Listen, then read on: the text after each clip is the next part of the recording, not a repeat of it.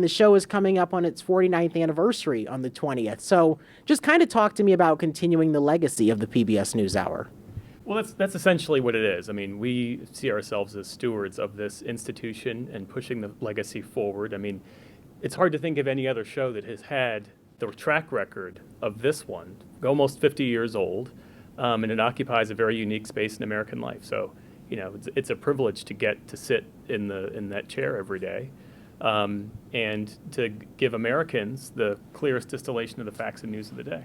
And I think it is something special because we've obviously seen a lot happen in the last few years. Yeah. But one thing the show has continued to do well is break it down for people to where it's simple, but they also have the context. And so why is a show like this so important still today? I think you hit the nail on the head, Jaden. It's not just that we report the day's news, that people want to know what happened. They want to know why it matters and why it should resonate in their lives and in their communities and in their homes. And I think one of the things we do so well at the NewsHour, even though I'm a little biased, is that we explain that to people, right? It's not just understanding the headlines, it's understanding the story behind the headlines. And I like to say that we put people at the center of our stories. I think a lot of news organizations have this kind of storytelling, but it really is a mission, and it's part of the mission here at NewsHour for what we do. It's part of this legacy, as Geoff mentioned, that we're carrying forward. NewsHour was here long before we were born. It will be here long after we're gone, and we're just happy to continue the tradition. And one thing I really appreciate as a viewer myself is the tone, because a lot of news programs, there's a little bit of an urgent tone to it, but you guys slow things down. And I think that there's something to be said about that, especially when you're dealing with war overseas, you're dealing with political turmoil here. I mean, why is it important to take things slow? Well, first, thanks for being a viewer. We appreciate that. Viewers like me. Yeah. But to Amna's point, I mean, if we see our roles as helping people understand the greater world and how, whether it's policy or whatever's happening in the news, how that affects them and what difference it makes in their lives, then you really do have to, the tone makes a difference, right? Like, this is the place for civil discourse. And what you're seeing, what you pick up when you watch, that's intentional. Yeah, and PBS is very accessible too. That's the one benefit of the network, because people can get this news anywhere. And one thing that you guys also bring is a lot of experts. And you were just interviewing a chemist, I mean, just right. Coincidentally. And so talk about bringing in experts and why that's also valuable in a newscast. Well, thank you for doing our work for us, by the way, because people can get to PBS so many different ways. It's not just a linear broadcast show. We stream on YouTube, commercial-free every day. We're online on every single platform you can name. So we're really trying to go where the audience is. I was just interviewing a Nobel Prize winning chemist, which is not something I get to say every day and is not at all my area of expertise. But it is one of the things we do here consistently, which is talk to people who have been in these spaces, who are experts in their field, who know what they're talking about, in addition to having on people in positions of power who we can put the tough questions to and hold accountable, in addition to going out into the field, like we have William Brangham on the ground in Florida today reporting on Hurricane Milton. So it's the combination of all of those different forms of storytelling, I think, that allow people to get a full picture of what's happening, to have the information, and to make up their minds about these issues. Which really is the greatest thing about being a journalist. I mean, if you have any question about anything in the world, if you have just the kernel of an idea, as a journalist, you have the license to find the person who has done the greatest amount of work on that, who's written books or who's won a Nobel Prize, and you get to ask them about it, ask them about their work. It really is. It's a privilege to be able to do it. For sure, and kind of discuss some of the challenges too, because I mean, there is obviously a lot of tension in the country right now, a lot of polarization.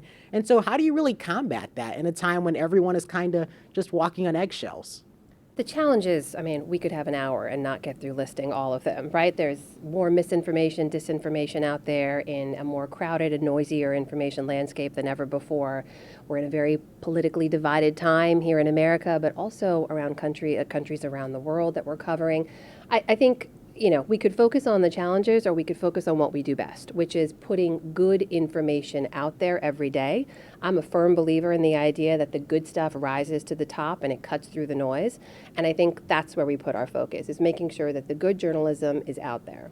For sure. And one other thing, too, that's very noticeable is that there is a lot of coverage of foreign policy, which is something that I don't think Americans think about enough. But I think that it's appreciated that you give so much time to it. And so why is it important to discuss how the U.S. impacts other countries? That's the real, I think, point of differentiation for the NewsHour, is the fact that, we have a small but mighty team focused on foreign affairs, but they really do cover the world. I mean, right now we have obviously conflicts in Ukraine, in the Middle East, in Sudan.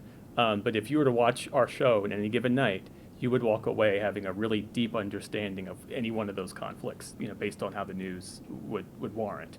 And so, I take my hat off to them every day for the work that they do. I think it's one of the greatest things that this program does. For sure. And one of the things we talked about at the start of this interview was the anniversary of the show. And you said it's going to still be here 49 years later. So what do you think is going to be the future of the NewsHour? Ooh, that's a tough question. Hard to predict. We'll be holograms by then. It's 2024. It's hard to predict anything at this point. That's right. Look, I think the thing that has gotten us this far, that has grown our audience in the way that it has, that's made us the most trusted brand in news today, is the thing that's going to carry us forward. What button you're pushing to publish, the format in which you're publishing that information, all of that's going to change. Technology is a great tool for us. But at the core of what we do is give people something they can believe in. And in a world of too much information sometimes, it's nice to be the place people turn to when they need that information. Yeah. And the NewsHour has, I think, for at least 2 decades now, been ranked as the most trusted and most credible brand in media. And that's not by accident. It's the result of a lot of hard work and intention.